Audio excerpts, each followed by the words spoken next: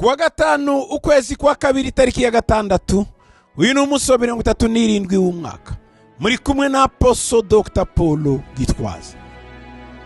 Isezerano ry'umunsi: ibyakubayeho ntibigutere kwicuza, kwibaza byinshi, kwishinja, kwiyambura ubuzima, kuko ntacyo wabikoraho, ahubwo ngo uhaye amahirwe ya kabiri.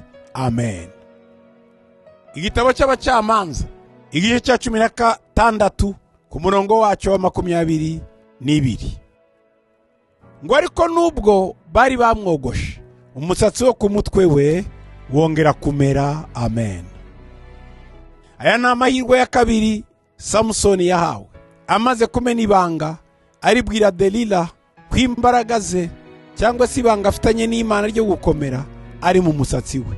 Delila amaze kumwogosha yarafashwe, baramunogora amaso, bamukoresha ibi byose, ariko yongeye kugirwa amahirwe ya kabiri.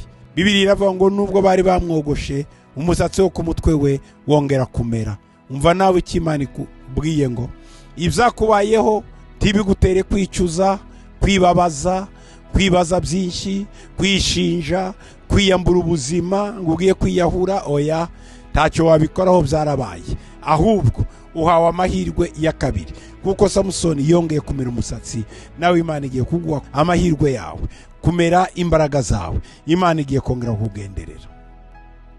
Mana, ndagushima ko muhaye amahirwe ya kabiri, kuko yahaye Samsoni akica Abafilisitiya bwa nyuma kuruta abo yishe mbere. Mu izina ryawe Yesu, amen.